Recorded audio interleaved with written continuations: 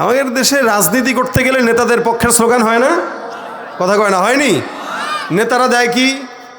সর্বোচ্চ 100 টাকার একটা ছিঁড়া নোট, কি বলেন? অথবা 1 কাপ চা, মিছিল করে ভাঙবেন 1 কাপ চা, একটা ছিঁড়া নোট। কিন্তু আল্লাহ পাকের জন্য গলা ভাঙবেন, আল্লাহ পাক জান্নাতে ফলের গাছ লাগাই দিচ্ছে। তাও কত বড় গাছ! রাসূল বলেন এই গাছের গোড়া, আগা নয় গোড়া, এটা স্বাভাবিকভাবে গাছের আগা থাকে চৌড়া, গোড়া থাকে চিকন। আল্লাহর হাবিব বলেন এই গাছের গোড়াটা এত মোটা, একটা দ্রুতগামী ঘোড়া যদি লাগাতার 100 বছর দৌড়ায় ওই গোড়া শেষ করতে পারবে না। এবার বুঝেন কত বড় জান্নাতে গাছ দিবে আল্লাহ। এই জন্য জবান খুললেই সওয়াব। জবান খুললেই কি গেলে জান্নাতে 4টা জিনিস থাকবে: চিরজীবন, চিরযৌবন, চিরসুস্থতা, চিরশান্তি। এই 4টা দুনিয়ার কারো জন্য হবে না, যত বড় এমপি হোক, মন্ত্রী হোক। এ যখন আসমান জমিন কিছু সৃষ্টি হয় না, এই রুহের জগতে আল্লাহ পাক আদমকে বানাইলেন, বানিয়ে সমস্ত ফেরেশতাকে আদেশ করলেন, ফাসাজাদুল মালাইকাতু কুল্লুহুম আজমাউন ইল্লা ইবলিস। আল্লাহ বলছেন এই উসজুদু লি আদম, তোমরা আদমকে সিজদা দাও, অর্থাৎ বনি আদমকে মানে ইনসানকে সিজদা দাও।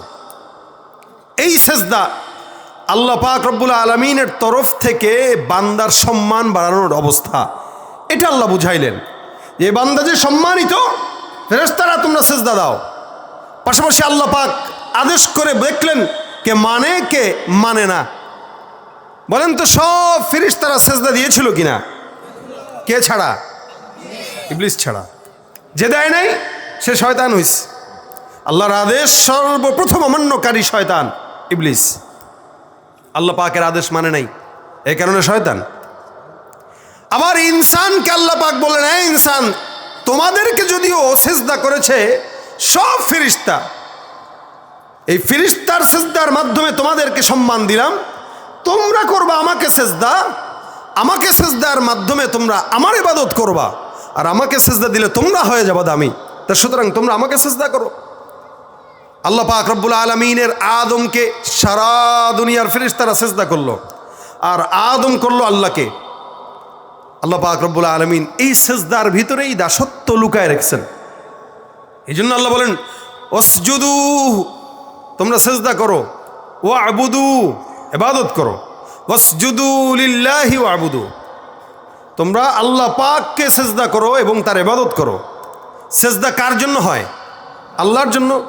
এই সিজদার মাধ্যমে তোমরা আল্লাহ পাকের ইবাদত করো।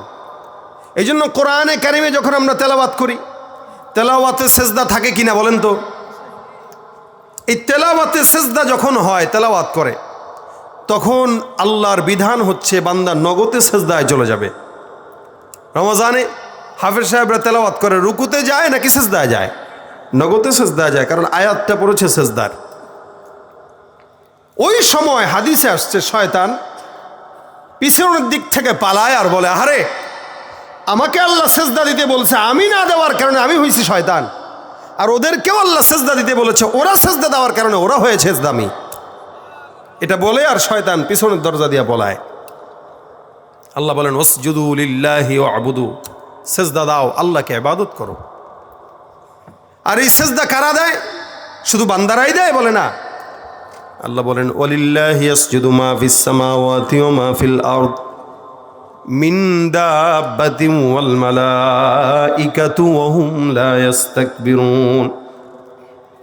আমার আল্লাহ পাক রব্বুল আলামিন ডাক দিয়া বলেন ওয়ালিল্লাহি ইয়াসজুদু, আল্লাহর জন্য সিজদা দেয়, মা ফিস সামাওয়াতি ওয়া মা ফিল আরদ, আসমানে যা আছে, জমিনের মধ্যে যা আছে, এগুলো সবাই আল্লাহ পাক রব্বুল আলামিনকে সিজদা দেয়। আসমানে কি আছে বলেন তো? বলে আল্লাহর ফেরেশতারা আছে। কে আছে? ফেরেশতারা আছে। আর কে আছে? আসমানে মেঘমালা আছে। আর কি আছে? আসমানে আল্লাহ পাকের সূর্য আছে, আসমানে তারকা আছে, আসমানে চন্দ্র আছে। আল্লাহর হাবিব সাল্লাল্লাহু আলাইহি ওয়াসাল্লাম বলেন এই গোটা আসমান ব্যাপী তোমরা যা দেখো, এই আসমান, এই জমিনের অবস্থান থেকে, এখান থেকে আসমান পর্যন্ত, প্রথম আসমান পর্যন্ত আল্লাহ পাক রব্বুল আলামিন 500 বছরের রাস্তা নির্ধারণ করে দিয়েছেন। এই যে গোটা আসমান দেখেন, আসমানের পরে আবার দ্বিতীয় আসমান। আল্লাহ নবী ডাক দেয়া কয় প্রথম আসমান পর্যন্ত 500 বছরের রাস্তা, আবার প্রথম আসমানটা মোটা হলো 500 বছরের রাস্তা। মানুষ ছাদ দেয়, ছাদের পৌরত্ব হইল 5 ইঞ্চি 6 ইঞ্চি 6.5 ইঞ্চি গাঁথনি দিয়া এটাকে ঢালাই দেয়। তারপরে দ্বিতীয় তলা 9 ফুট বা 9.5 ফুট থাকে। তারপরে আবার দ্বিতীয় তলার ছাদ যখন দেয় তখন 6.5 ফুট 6.5 ইঞ্চি ঢালাই দেয়। এ মুসলমান, জমিন থেকে প্রথম আসমান পর্যন্ত 500 বছরের রাস্তা, আবার ওই ছাদটার দূরত্ব হইল 500 বছরের। তারপরে সেখান থেকে দ্বিতীয় আসমান পর্যন্ত আবার 500 বছরের, এমন করে করে সপ্তম আসমান পর্যন্ত যায়। আল্লাহ নবী বলেন তার উপরে কিছু সীমান্তের বড়ই গাছ আছে, আবার কিছু মাছের কথাও বর্ণনা আছে, কিছু আল্লাহ পাক রব্বুল আলামিনের ওই জায়গাটায় কিছু বকরির কথা বর্ণনা আছে। তারপরে আরশ আছে, তারপরে কুরসি আছে। আল্লাহর কুরসিটা যে 8 জন ফেরেশতা বহন করে, নবী করিম সাল্লাল্লাহু আলাইহি ওয়াসাল্লাম বলেন ওই একজন ফেরেশতার কানের লতি থেকে কাঁধ পর্যন্ত 500 বছরের রাস্তার দূরত্ব। এই যে বিশাল কিছু বর্ণনা করলাম, এগুলো স্বাভাবিকভাবে ছোট্ট আকারে বর্ণনা করে দিলাম। আসমানের উপরে যা যা আছে কল্পনাও করতে পারবেন না, মানুষের ধারণার বাইরে। এ মুসলমান নবীর উম্মত, আল্লাহ নবী ডাক দেয়া কয় যে যত আসমানের কথা বললাম সমস্ত আসমান জুড়ে 4 আঙ্গুল পরিমাণে, যে 4 আঙ্গুল পরিমাণ জায়গা খালি নাই, যেই জায়গাতে আল্লাহর ফেরেশতারা আল্লাহর সেজদায় নত নাই। সুবহানাল্লাহ। গোটা আসমান আর জমিন, আসমানের ভিতরে সপ্ত আসমান যতটুকু যায়, এই গোটা আসমানের ভিতরে 4 আঙ্গুল পরিমাণ জায়গা খালি নাই যেখানে আল্লাহর ফেরেশতারা আল্লাহকে সিজদা দেয় নাই। অর্থাৎ যত জায়গা আছে সব জায়গা আল্লাহর ফেরেশতা ওরা আল্লাহকে সিজদা দেয়। চন্দ্ররা আল্লাহকে সিজদা দেয়, তারকারা যে আল্লাহকে সিজদা দেয়, সূর্যরা আল্লাহকে সিজদা দেয়। শুধু তাই নয়, আল্লাহ পাক রব্বুল আলামিনের ওই ফেরেশতারা আল্লাহর সেজদা দিয়া তাসবিহ আর তাহলিলের মধ্যে ব্যস্ত থাকে। সাহাবা একরাম ডাক দিয়া কয় ইয়া রাসূলুল্লাহ, আল্লাহর ফেরেশতারা কি খায় তারা পেট ভরে? নবী আমার ডাক দিয়া কয় শুনো, আল্লাহর সব ফেরেশতারা বেশি বেশি আল্লাহর তাসবিহ তাহলিল করার কারণে আল্লাহ পাক তাদের ওই জিকিরের মাধ্যমে তাদের পেটের ক্ষুধা নিবারণ করে দেয়। ভাইরা আমার দেখেন, আল্লাহর ফেরেশতাদের তো খাবার দাবার নাই, ঘুম নাই, কিচ্ছু নাই, শুধু আল্লাহর সেজদায় মগ্ন আর তাসবিহ তাহলিলে মগ্ন। আবার এদিক দিয়ে বলে মাহফিস সামাওয়াতি ওয়া মাহফিল আরদ, জমিনের মধ্যে যা আছে দেখো। জমিনের নিচে আল্লাহ পাক রব্বুল আলামিন কত কিছু রেখে দিয়েছেন। সমুদ্রে মাছ দিয়েছেন, আবার জংলার হরিণ দিয়েছেন, আকাশে পাখি ওড়ে, জমিনে পাখি ওড়ে। বলে আসমানে যত কিছু আছে, জমিনে যত কিছু আছে। আমার আল্লাহ ডাক দেয়া কয় আসমানে জমিনে যা কিছু আছে এগুলো তোমরা গুণে সারতে পারবা না। আল্লাহ ডাক দেয়া বলে ইন তাউদ্দু নি'মাতাল্লাহি লা তুহসুহা। এত এত নিয়ামত আমি আল্লাহ পাক রব্বুল আলামিন দান করলাম হে আমার বান্দা। জমিন আর আসমানে এত নিয়ামত কেউ কোনোদিন কল্পনাও করতে পারবে না, গণনাও করতে পারবে না। সব কিছু আল্লাহকে সিজদা দেয়।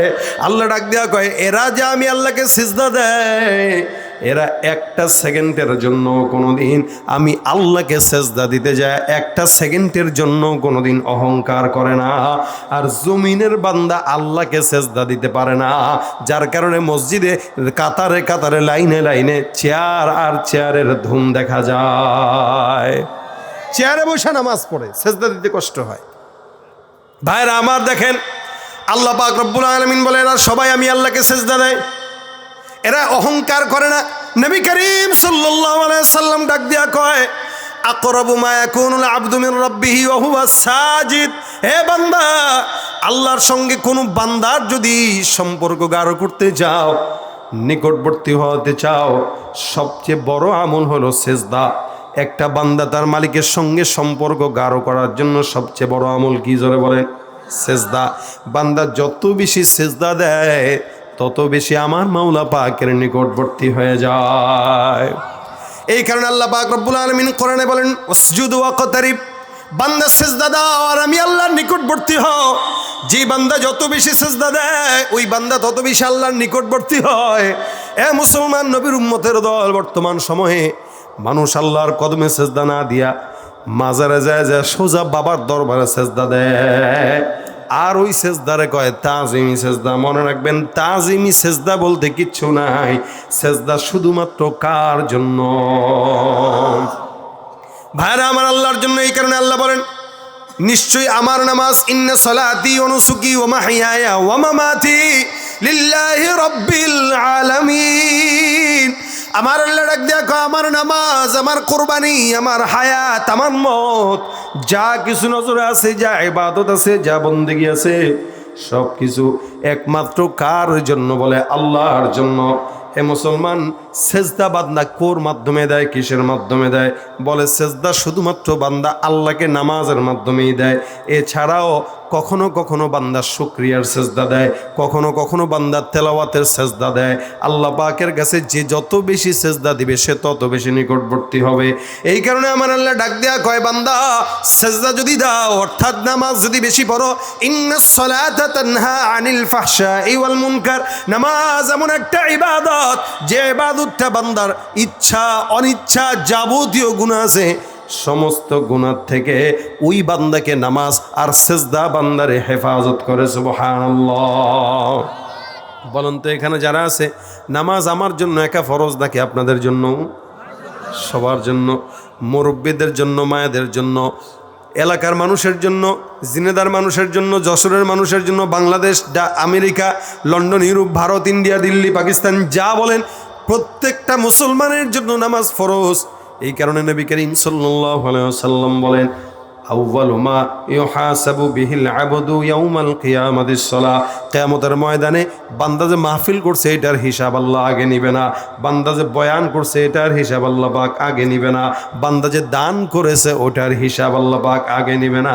আমার নবী বলেন, সর্বপ্রথম দেখবে বান্দার নামাজ ঠিক আছে কিনা। কারণ আমার নবী অন্য হাদিসে ডাক দিয়া কয়, যার নামাজ নাই তার ঈমান থাকতে পারে না। তার মানে নামাজ অত্যন্ত একটা গুরুত্বপূর্ণ বিষয় ইসলামের। শুধু গুরুত্বই নয়, বুনিয়াল ইসলামু আলা খামসিন শাহাদাতি আল্লা ইলাহা ইল্লাল্লাহ ওয়া আন্না মুহাম্মাদুর রাসূলুল্লাহ ইকামাতিস সালাহ। আমার নবী ডাক দেয়া কয়, ইসলামের স্তম্ভ পাঁচটা, এর মধ্যে এক নম্বর হলো কালিমা লা ইলাহা ইল্লাল্লাহ মুহাম্মাদুর রাসূলুল্লাহ। এটা যদি কেউ পাঠ করে, ওই বান্দার জন্য ইমানের পর, কালেমার পর 2 নম্বর কাজ হলো নামাজ। সাহাবায়ে কেরাম আরজ করলেন, ইয়া রাসূলুল্লাহ, আমরা তো ইমানদার হয়ে গেলাম, মুসলমান হয়ে গেলাম, এখন আমার জন্য কোন কাজটা দরকার? আমার নবী ডাক দেয়া কইতেন, ইমানদার যেহেতু হয়ে গেছো, এখন তোমার জন্য নামাজ প্রতিষ্ঠা করা দরকার। অর্থাৎ তুমি যাও নামাজ প্রতিষ্ঠা করো, নামাজ নিজেও আদায় করো, সমাজে অন্যকেও আদায় করতে বলো। আমাদের বাংলাদেশে নামাজ আদায় আছে, লেকিন প্রতিষ্ঠা নাই। আল্লাহ পাক কোরআনে এত জায়গায় নামাজের কথা বললেন, একটা জায়গায় আদায়ের কথা বলেন নাই, প্রতিষ্ঠার কথা বলেছেন। আদায় এক জিনিস, প্রতিষ্ঠা এক জিনিস। আদায় আমাদের দেশে সবাই কম বেশি করে, কিন্তু প্রতিষ্ঠা নাই। আদায় মানে কি? ঘরে নিজের বাবা নামাজ আদায় করে, কিন্তু সন্তান নামাজ পড়ে না, এটার দিকে নজর নাই। বিবি নামাজ পড়ে না, স্বামী নামাজ আদায় করে, এটার নাম হলো আদায়। আর প্রতিষ্ঠা হলো আমিও পড়বো, এলাকার মানুষ পড়বে, আমার ভাই পড়বে, বিবি পড়বে, সন্তান পড়বে, মা পড়বে, বাবা পড়বে। বাংলাদেশে নামাজ যদি প্রতিষ্ঠা থাকতো, এদেশের সরকার প্রধান থেকে মন্ত্রী পরিষদ, এমপি পরিষদ, সংসদের অধিবেশন বন্ধ করে নামাজের মধ্যে দাঁড়িয়ে যেত। কিন্তু এদেশে নামাজ প্রতিষ্ঠা নাই, যার কারণে আদায় আছে, প্রতিষ্ঠা হয় না। বাবা নামাজ পড়তেছে, সন্তানের 30 বছর বয়স, নাক ডেকে ঘুমাইতেছে, ডাকতে গেলে মা কয়, থাক, বাচ্চা মানুষ ঘুমাইছে মাত্র একটু আগে। কি একটু আগে কি করছে? মোবাইল টিপছে সারা রাত। সারা রাত মোবাইল টিপতে পারলো, 10 মিনিট আগে শয়তান এসে বলতেছে, ভাই পাটা টিপলাম, তুই ঘুমা, নামাজ দরকার নেই। হয় কিনা? আরে এই দেশে ফজরের নামাজের দিকে তাকাইলে মনে হয় সব নাস্তিক ভরা এই দেশে, আর জুমার নামাজের দিকে তাকাইলে মনে হয় সব ইমানদার আর ইমানদার। কথাটা বুঝেন নাই? 5 তলা মসজিদ পর্যন্ত জুমার নামাজে ভরে যায়, আর ফজরের নামাজে দেয় দেখবেন 5 জন মুসল্লি খুঁজে পাওয়া যায় না। তুমি রমজান এলে রাখো না রোজা, দিনকে করো আঘাত, পয়সা কড়ির নেই তো অভাব, দাও না তো যাকাত। ঠিক কিনা? তুমি রমজান এলে রাখো না রোজা, দিনকে করো আঘাত। পয়সা কড়ির নেই তো অভাব, দাও না তো যাকাত। তুমি ইমানদারির বড়াই করো, নেই তোমার ইমান। তুমি ইমানদারির বড়াই করো, নেই তোমার ইমান। তুমি কেমন মুসলমান, তুমি কেমন মুসলমান? নামাজের সাথে নাই পরিচয়, মানো না কোরআন। নামাজের সাথে নাই পরিচয়, মানো না কোরআন। তুমি কেমন মুসলমান, তুমি কেমন মুসলমান? ঠিক কিনা? মুসলমান নামাজ দরকার আছে না নাই? কাদের কাদের দরকার নাই হাত তোলেন। আছে, মাশাআল্লাহ। বুঝেন না, এমনি তুলছেন আর কি। সবার দরকার আছে তো। 7 বছর থেকে নামাজের তাগিদ দান সন্তানকে, এটা রাসূলের আদেশ। 10 বছর হয়ে গেছে, এখন নামাজের জন্য না পড়লে প্রহার করেন, যদিও তার উপরে ফরজ হয় নাই, কারণ সে বালেগী হয় নাই। কিন্তু প্রহারটা কেন করতে বলছে, ও এখান থেকেই শিখবে। আমাদের দেশে তো বাচ্চাদেরকে মসজিদে গেলে একদল আছে ধমক দিয়ে পাঠায় দেয়, আসেনি? আরে বাপরে বাপ, ধমক দিয়ে পাঠায়, এই বাচ্চা কাচ্চা কিনলে কে মসজিদে আনছেন? আরে ভাই, তো বাচ্চারা মসজিদে নিবে নাকি মন্দিরে নিবে? আবার এদিক দিয়া কয়, ভাই ধর্ম যার যার, উৎসব সবার। আছে না নাই? ধর্ম যার যার, উৎসব সবার। এটা হইল স্বৈরাচারী আমলের স্লোগান ছিল, এখন আর স্লোগান চলবে না, কখনোই এই স্লোগান চলে না। কেন? ধর্ম যার যার, উৎসব সবার হতে পারে না। একটা মুসলমানের ধর্ম ইসলাম, তার উৎসব হলো নামাজ আর রোজা। মুসলমানের ধর্ম ইসলাম, তার উৎসব হলো ওয়াজ মাহফিল, ঈদ উল ফিতর, ঈদ উল আজহা। মুসলমানের ধর্ম উৎসব ইসলাম, তার উৎসব হবে কোরআন সুন্নাহর। সুতরাং আপনার বাচ্চাকে উৎসবের জন্য মসজিদে নেবেন, যদি না নেন তাহলে সে মন্দিরে যাবে। সুতরাং বাচ্চাদেরকে ছোটবেলা মসজিদ শিখান, তবে সিস্টেমে, বেসিস্টেমে না। একসাথে 10টারে কোনো জায়গায় যদি দাঁড়া করায় দেন, শয়তান তো সবগুলোর সাথে আছে। মসজিদ আর মসজিদ রাখবে না, ওইটারে মেলা বানায় দিবে। এই জন্য বাচ্চাদেরকে মসজিদে নেওয়ার সুরত হইলেও ফাঁকে ফাঁকে দাঁড় করানো, তাহলে দুষ্টামি করতে পারে না। নয়তো একটারে খোঁচায়, মারে, ঠোয়া দেয়, আরেকজনের নামাজ ডিস্টার্ব করে। ভাইরা আমার, এই কারণে নামাজ প্রত্যেকটা মানুষের বাচ্চাদেরকে 7 বছর থেকে শিখাই দিবেন। কারণ নামাজ বান্দার সমস্ত গুনাহ থেকে বান্দারে হেফাজত করে। ইচ্ছাকৃত গুনাহ থেকে বাঁচায়, অনিচ্ছাকৃত গুনাহ থেকে বাঁচায়। বলছেন কে? কেন আপনি কেমন হুজুর, এটা তো আল্লাহর কথা। কিন্তু আমরা তো এলাকায় এটা দেখি না। আমরা কি দেখি? নামাজ পড়তেছে, মসজিদ থেকে বের হয়ে সিগারেট ধরায় ফেলছে। নামাজ পড়তেছে, এলাকার ভিতরে সে চিহ্নিত সুদখোর, ব্যবসা করে সুদের। আছে? নামাজও পড়ে, সুদের ব্যবসাও করে না? নামাজও পড়ে, ঘুষের টাকা খায়, সিগনেচার ঘুষ ছাড়া দেয়ই না। নামাজ পড়ে, এমন কোনো অন্যায় নাই যেটা সে করে না। দাড়ি বস, টুপি বস, পাঞ্জাবিও পরে, মাঝে মাঝে পাগড়িও লাগায়, কিন্তু এমন কোনো অন্যায় নাই যেটা সে করে না। নামাজও পড়ে 5 ওয়াক্ত, মসজিদে সামনের কাতারে তার যায় নামাজ বিছানো, যেন তার বাপ দাদার জায়গা এটা। এটা যদি খালি মসজিদের সভাপতি হইতে পারে তাহলে তো কামই হয়েছে। আমাদের দেশের সভাপতিদের জন্য চেয়ার বরাদ্দ থাকে এখন। সভাপতির বয়স কত? মাত্র 35। 35 বছর চেয়ার লাগে কেন? একটা ভাবসাব আছে না, সভাপতি না, বসে নামাজ ছাড়া সে পড়ে না। লাথি দিয়ে ওই চেয়ারের ঠ্যাং ভেঙে দেওয়া দরকার। সারাদিন এলাকায় ফুটবল লিগ ঠিক কি আছে খেলা, ওগুলাই খেলে বেড়ায়। ওই ফুটবল ক্লাব, ওই ক্রিকেট ক্লাব, হ্যান্ড ক্লাব, ত্যান ক্লাব, সারাদিন টোটো কোম্পানির মতো ঘুরে বেড়ায়। মসজিদে আসলে বাইরে ভাই ব্যথা, ওরে পিটায় ব্যথা আরো বাড়ানো দরকার। আল্লাহর সামনে ফাইজদামি এগুলো। এই জন্য নামাজ হয় না। এই জন্য আল্লাহ কিছু কিছু নামাজীদের ব্যাপারে বদদোয়া করেছেন, ফাওয়াইলুল লিল মুসাল্লিন আল্লাযীনা হুম আন সালাতিহিম সাহুন আল্লাযীনা হুম ইউরাউনা ওয়া ইয়ামনাউনাল মাউন। আরেক দিকে আল্লাহ পাক ডাক দিয়া কয়, বান্দারা যদিও নামাজিরা নামাজ আদায় করবে, নামাজ বান্দার জান্নাতের জন্য সাক্ষী দান করবে। ইন্না সালাতাল ফাজরি কানা মাশহুদা। আল্লাহ পাক রব্বুল আলামিন বলেন, মিনাল লাইলি ফাতাহাজ্জাদ বিহি নাফিলাতাল লাক আসা আন ইয়াবআসাকা রাব্বুকা মাকামান মাহমুদা।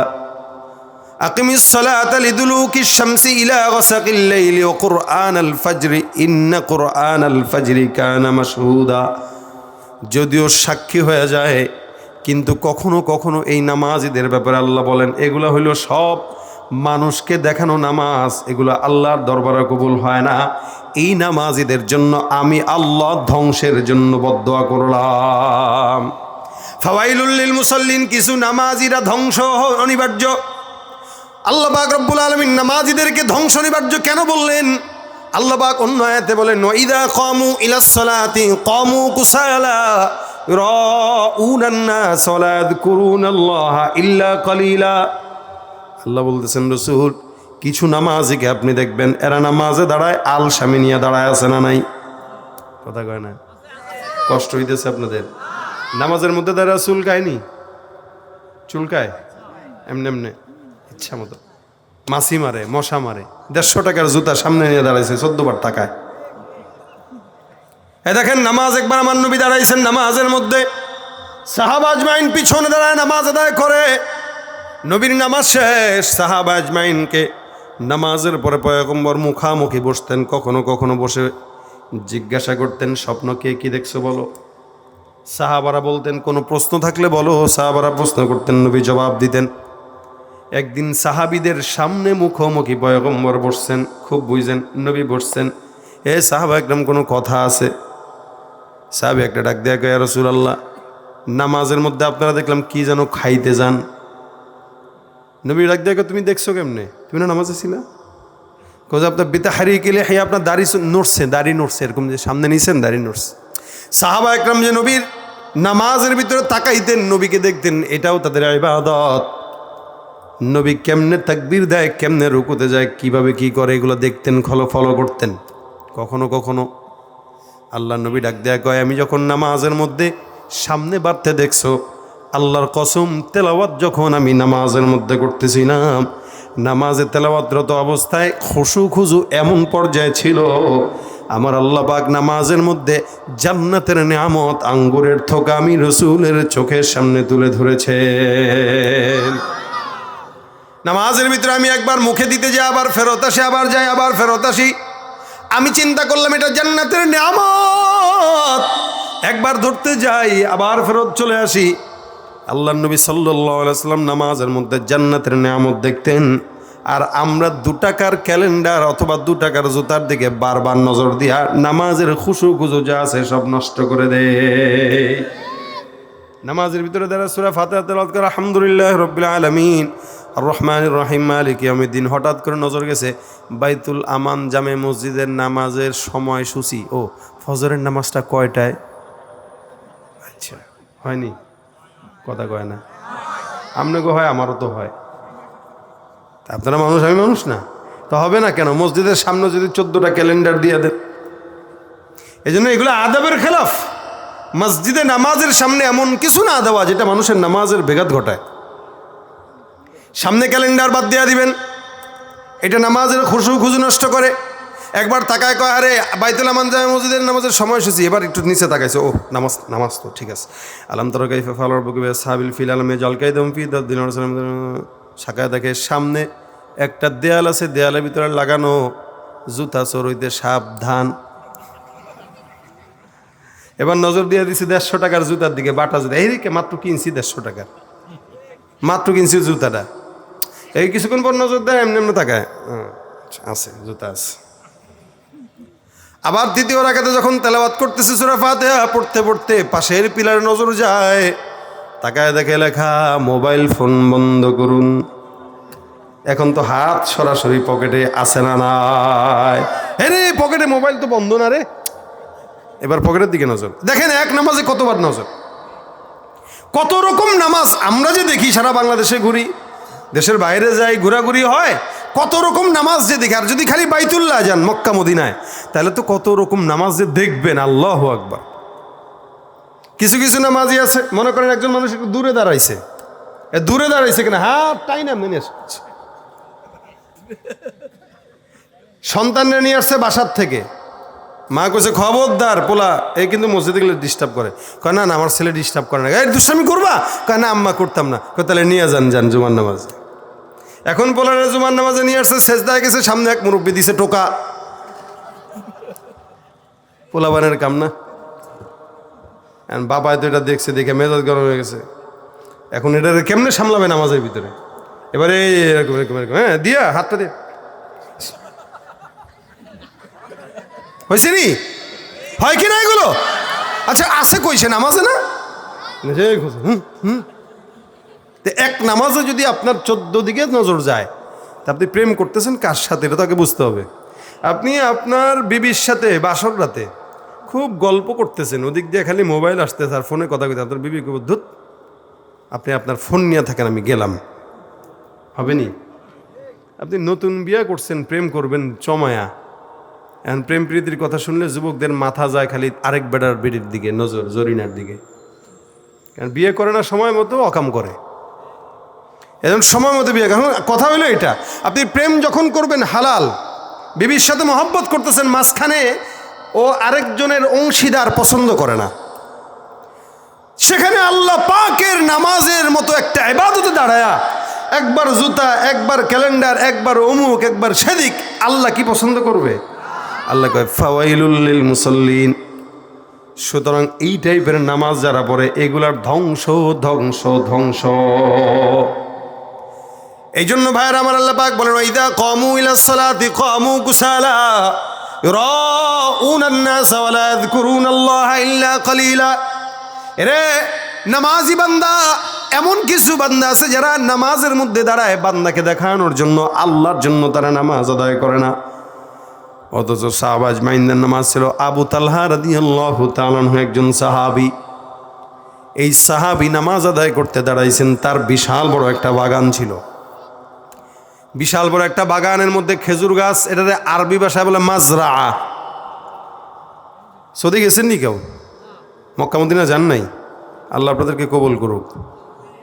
কিপটার দল আমিনও বলে না।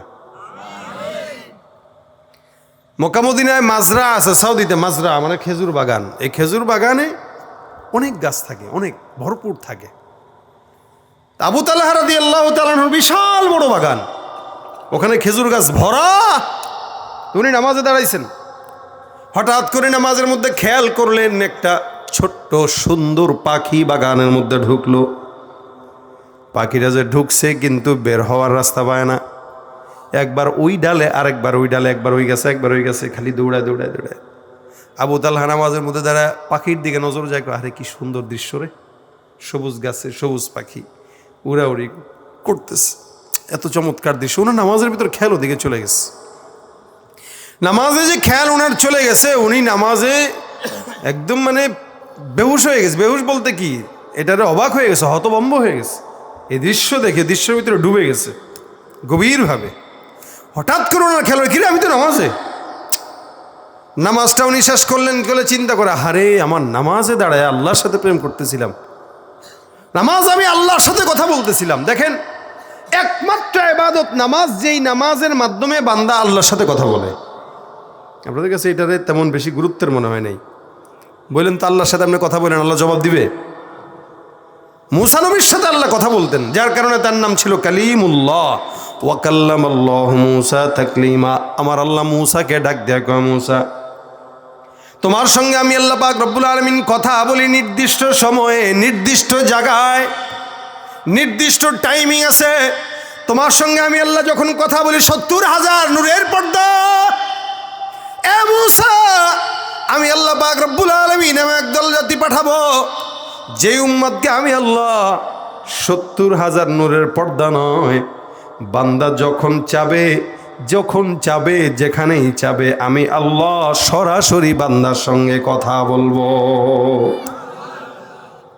আমার নবী মূসা ডাক দিয়া কয়, আল্লাহ ওই বান্দারা কারা যাদের সঙ্গে তুমি মালিক সরাসরি কথা বলবা? আল্লাহ ডাক দিয়া কয়, মূসা ওরা হলো আখির জামানার পয়গম্বর মুহাম্মদুর রাসূলুল্লাহ সাল্লাল্লাহু আলাইহি সাল্লামের উম্মত। এরা দুনিয়ার জমিনে আসবে, আমি আল্লাহ তাদের উপরে নামাজ ফরজ করব। আল্লাহ পাক রব্বুল আলামিন ডাক দিয়া কয়, ওই বান্দাদের উপরে নামাজ ফরজ করার কারণে বান্দারা নামাজে দাঁড়াবে, ওই বান্দা যখন নামাজে দাঁড়ায় একটা একটা করে আয়াত কারিমা তেলাওয়াত করবে, আলহামদুলিল্লাহ রব্বিল আলামিন, আমি আল্লাহ পাক ওই বান্দার এই আয়াতের জবাবে বলবো হামিদানি রব্বি, তারপরে একটা করবে, তারপরে জবাব দিব আর একটা, এমন করে করে বান্দার প্রত্যেকটা আয়াতের জবাবে আমি আল্লাহ বান্দার সঙ্গে সরাসরি কথা বলবো। ভাইরা আমার, আল্লাহ পাক বান্দার সঙ্গে কথা বলবে সরাসরি। এটাই হলো আল্লাহ পাক রব্বুল আলামিনের আমাদেরকে আল্লাহর তরফ থেকে পুরস্কার। আল্লাহর নবী সাহাবী আবু তালহা ডাক দেয়া কয়, আমি আমার মাওলার সঙ্গে কথা বলতে যাই মাঝখানে পাখি ঢুকাইছি, বাগান ঢুকাইছি, গাছ ঢুকাইছি। আমার মাওলায় আমার এই কথা কতটুক গ্রহণ করবে এটা তো সন্দেহ। যাই যাই আমার পয়গম্বরের কাছে যায়, দেখি আমার নবী আমার ব্যাপারে কি বলে। নবীর কাছে চলে গেছে, যা ডাক দিয়া বলি, ইয়া রাসূলুল্লাহ, আমি নামাজে দাঁড়াইলাম আমার বাগানের মধ্যে, আমার বাগানের ভিতরে যখন নামাজে দাঁড়াইলাম, আমি নামাজের ভিতরে দেখলাম সুন্দর একটা পাখি ঢুকলো। ওই পাখিটা একবার এই গাছে যায় আর একবার ওই ডালে যায়। আমি নামাজের ভিতরে খুশু খুজু নষ্ট করে পাখির দিকে আর বাগানের দিকে নজর দিয়ে দিলাম। নবী, যেই বাগান আর যেই পাখি, যেই গাছ আমার নামাজের খুশু খুজু নষ্ট করছে।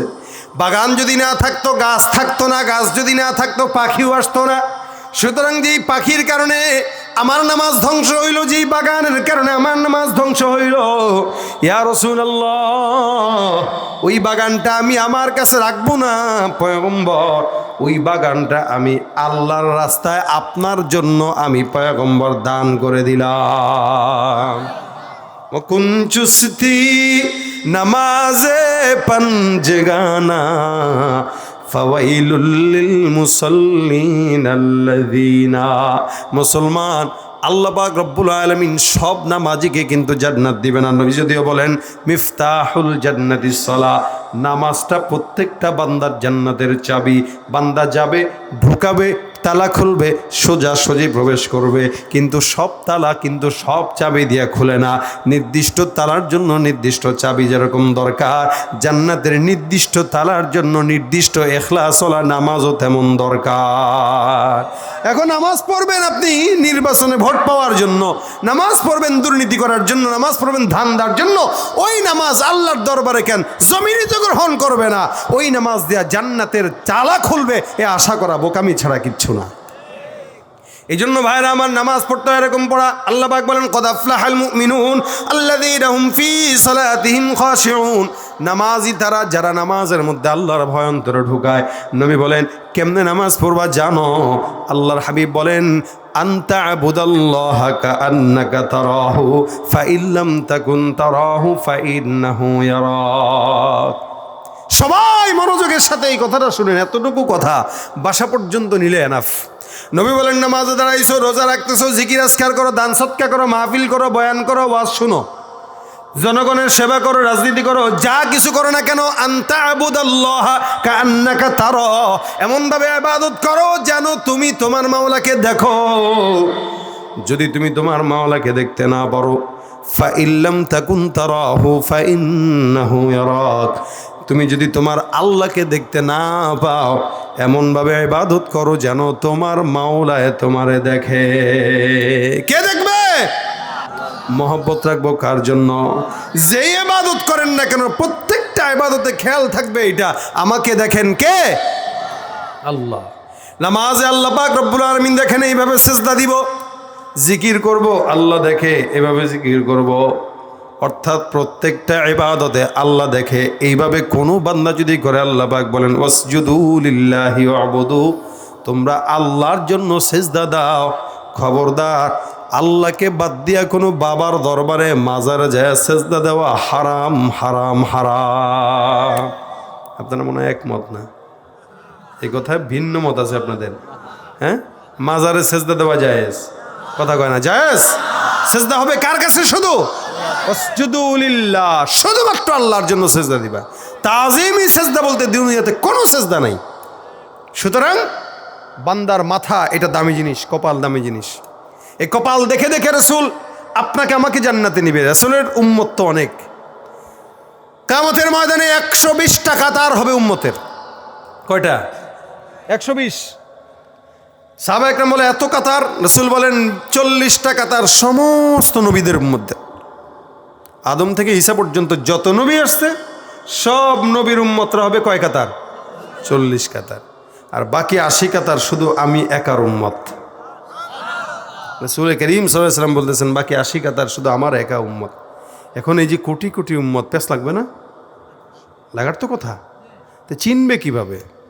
রাসূল বলেন কিয়ামতের ময়দানে চিনার উপায় হলো যে ব্যক্তির কপালে সেজদার আলামত থাকবে তাদের কপাল জলজল করে উজ্জ্বল হবে। আর আমি নবী তাদের ওই সেজদার দাগগুলো আর আলামতগুলো দেখে দেখে এক একটা করে জান্নাতে ঢুকায় দেব। আপনি কয়দিন আল্লাহর সেজদা দিয়েছেন এবার আপনি চিন্তা করেন। আপনি সেজদা যদি দেন সীমাহুম ফি বুজুহিহিম মিন আসারিস সুজুদ, সেজদা এমন একটা ইবাদত যেটা মুমিন দিলে এটা বলা লাগে না, আল্লাহ পাক তার কপালে সেজদার আলামত প্রকাশ পাওয়ায় দেয়। আর ওই আলামত দুনিয়াতেও প্রকাশ পায়, কিয়ামতেও প্রকাশ পায়। নূর, এটা নূর। এই জন্য ভাইরা আমার, কোন নেতার কদমে না, আল্লাহর জন্য। ঠিক না? কোন নেতার জন্য না কদম ঝুঁকবে না, আল্লাহর জন্য ঝুঁকবে। কোনো পীরের কাছে কদম ঝুঁকবে না, আল্লাহর জন্য ঝুঁকবে এই কপাল। পীরের কদমে না, নেতার কদমে না, আল্লাহর কদমে। এই জন্য সেজদা বাড়ায় দেন, দীর্ঘ করেন। যে যত বেশি সেজদা দিবে সে আল্লাহর তত বেশি নিকটবর্তী হবে। এই জন্য নামাজ, এই নামাজের মাধ্যমে আল্লাহকে সেজদা দেওয়া হয়। আপনার আমার জন্য, প্রত্যেকটা মানুষের জন্য নামাজ ফরজ। ফরজ বাদ দিয়ে আমরা নফল নিয়ে টানাটানি করি, জরুরি নিয়ে টানাটানি করি, ব্যবসা বাণিজ্য সব ঠিক মতো করি, নামাজের বেলায় এসে বাস লামসাম। এই জন্য ভাইরা আমার, এই জায়গায় যতগুলো মানুষ আছেন প্রত্যেকটা মানুষ যদি নিয়ত করেন আমরা আর কিছু করি বা না করি, অন্তত আমরা 5 ওয়াক্ত নামাজটা পড়ব, দেখবেন এই এলাকা থেকে অনেক গুনাহ কমে যাবে ইনশাআল্লাহ। কি বিশ্বাস হয়? নামাজের মতো নামাজ হইলে অনেক গুনাহ কমে যাবে। কারণ সমস্ত গুনাহ দূর করার জন্য উত্তম ইবাদতটাই নামাজ। অন্তত এখানে যারা আছেন মা বোনরা সহ সবাই নিয়ত করেন 5 ওয়াক্ত নামাজ পড়বো ইনশাআল্লাহ। কারা কারা হাত তুলে আমি সহ? আল্লাহ আমাকে কবুল করুক আগে, আপনাদেরকে তৌফিক দান করুক, বলেন আমিন। আল্লাহ সহজ করুক। এই যে নিয়ত করছেন, নিয়তেই বরকত। হাদিসে আসছে, রাসূল বলেন কেউ যদি নিয়ত করে কিন্তু কাজটা করতে পারে নাই, আল্লাহ পাক ওই বান্দাকেও নিয়তের বরকতে একটা সওয়াব পরিপূর্ণ দান করে দেন। নিয়ত করছেন, নিয়তে বরকত। আল্লাহ পাক আমাদের এই নিয়ত কবুল করুক, আমিন। 5 ওয়াক্ত নামাজ পড়ার তৌফিক দান করুক, আমিন। সেজদা আল্লাহর কদমেই দেওয়ার তৌফিক দান করুক, আমিন। এই কথাটা মেনে যদি বাসায় যান, আজকের আশা বসা সব সার্থক, আর অন্য কোনো কিছু দরকার নাই, খালি এতটুকুই সার্থকতা। এই জন্য দোয়া করি আল্লাহ পাক এতটুকু যেন আমাদেরকে মানার তৌফিক দান করে।